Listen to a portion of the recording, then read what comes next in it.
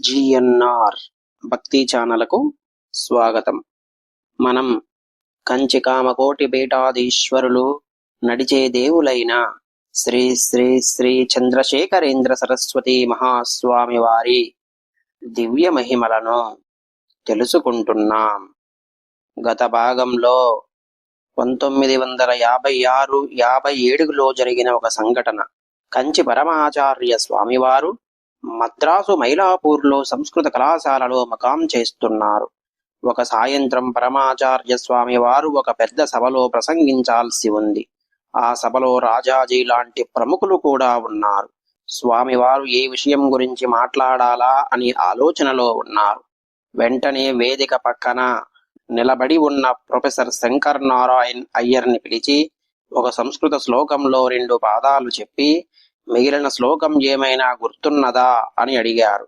ఆయన తన అజ్ఞానాన్ని మన్నించమని అడిగి తెలియదని చెప్పి వేదిక దిగి వచ్చేశారు. ఈ సంభాషణ మైక్ ముందు జరగడం వల్ల సభికులందరికీ దీని గురించి తెలిసింది. ఈ వ్యాసం వ్రాసిన డాక్టర్ సిఆర్ స్వామినాథన్ కూడా ఆ శ్లోకం పాదాలు విన్నారు. ఆయనకు ఆ శ్లోకం పూర్తిగా వచ్చు కాబట్టి వెంటనే శంకర నారాయణ్ అయ్యర్ దగ్గరికి వెళ్ళి మిగిలిన 2 పాదాలు చెప్పారు. మళ్లీ వేదికపైకి వెళ్లి మహాస్వామి వారి ముందు ఆ శ్లోకాన్ని చెప్పారు. వారు స్వామివారు ఆయనతో, నీకు ఈ శ్లోకం తెలియదన్నావు కదా, మరి ఇప్పుడు ఎలా చెప్పగలుగుతున్నావు అని అడిగారు. సభికులలో ఒకరు గుర్తు తెచ్చుకుని నాకు చెప్పారు పెరియావా అని బదులిచ్చారు.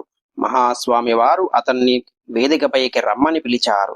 ఆయన వేదికపైకి రాగానే అతని పేరు, వృత్తి మొదలైన వివరములు అడిగి ఎక్కడ చదివావు అని అడిగారు.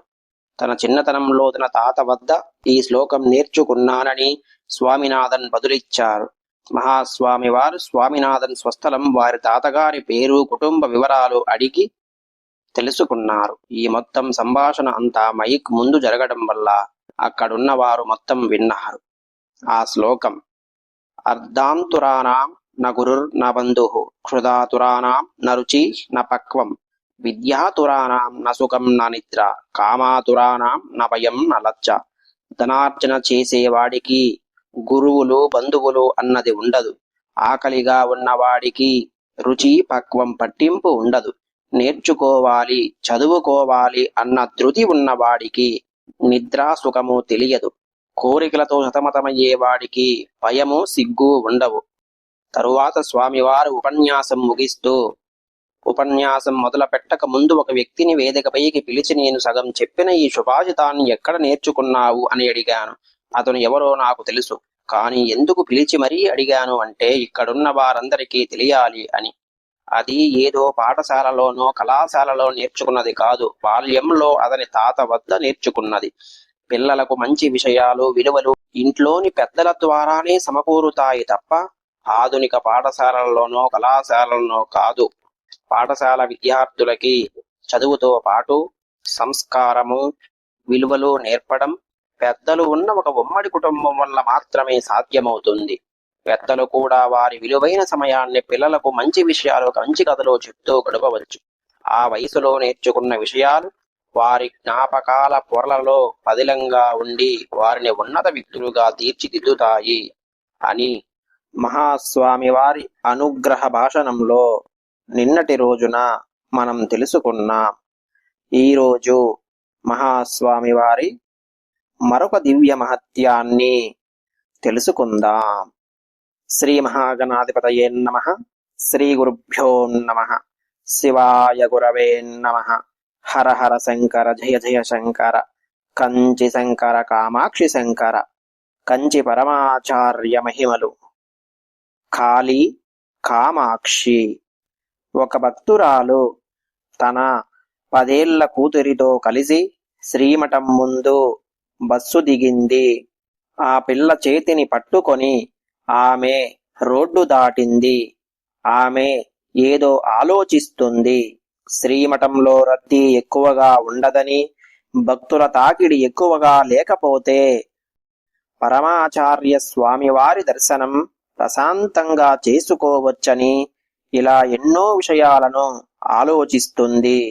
ఆవిడ శ్రీమఠం ప్రవేశ ద్వారం దగ్గరకు రాగానే తన పాప తప్పిపోయినట్లు తెలుసుకుంది. వెంటనే కంగారు పడింది. చుట్టూ వెతికింది. కాని ఎక్కడా తన కూతురు కనబడలేదు. వెంటనే లోపలికి వెళ్ళి పరమాచార్య స్వామివారితో చెప్పుకుంది. మహాస్వామివారు కొద్దిసేపు నిశ్శబ్దంగా కళ్ళు మూసుకొని ధ్యానంలో కూర్చున్నారు. ధ్యానం నుంచి లేచి వెంటనే కాళికాంబ దేవస్థానానికి వెళ్ళు. ఒక కాగితంపై నా కూతురు తప్పిపోయింది, కనిపెట్టి నాకు తెచ్చివ్వు తల్లి అని వ్రాసి ₹1 దక్షిణగా ఆ చిట్టీతో పాటు దేవస్థానంలోని హుండీలో వెయ్యి. మళ్ళీ తిరిగి ఇక్కడికి రా అని చెప్పారు స్వామివారు. ఆ భక్తురాలు ఆందోళనతో కాళీ కాళీ అని మనస్సులో మననం చేసుకుంటూ బయలుదేరింది. ఎంతటి ఆశ్చర్యం అంటే, ఎంతటి అద్భుతం అంటే, తప్పిపోయిన ఆ అమ్మాయి కాళికాంబ దేవస్థానం ద్వారం ముందు ఏడుస్తూ నిలబడి ఉంది. కొంతమంది భక్తులు ఆ పాపని ఓదారుస్తూ వివరాలు కనుక్కోవడానికి ప్రయత్నిస్తున్నారు. ఆ భక్తురాలు ఆ పాప తన బిడ్డ అని చెప్పి ఆ పాపను ఓదార్చి తీసుకుని వచ్చింది. ఇంతటి ఆపద నుండి గట్టెక్కించిన పరమాచార్య స్వామివారికి కృతజ్ఞత పొంగి పొర్లగా నేలపై పడి నమస్కారం చేసింది. నేను చెప్పినట్లుగా చిట్టీలో రాసి హుండీలో వేశావా అని అడిగారు స్వామివారు. అవును పెరియావా, వేశాను. అక్కడ గర్భగుడిలో నాకు కనిపించింది మహాస్వామివారే. ఇక్కడ నాకు కేవలం కాళికాంబ కనబడుతోంది అని సంతోషంతో బదులిచ్చింది ఆమె. మరి పరమాచార్య స్వామివారు కాళీయా, కామాక్షియా? సర్వమాతృస్వరూపములు పరమాచార్య స్వామివారే. ఇదంతా మహాస్వామివారి దివ్య మహత్యం. హర హర శంకర, జయ జయ శంకర, కంచి శంకర, కామాక్షి శంకర. మహాస్వామివారి మరెన్నో దివ్య మహిమల కోసం GNR భక్తి ఛానల్ను సబ్స్క్రైబ్ చేయండి. చేసిన వారు లైక్ చేసి షేర్ చేయండి. తప్పకుండా కామెంట్ చేయండి. మహాస్వామివారి మరొక దివ్య మహత్యంతో మళ్ళీ కలుసుకుందాం. ఓం నమః శివాయ.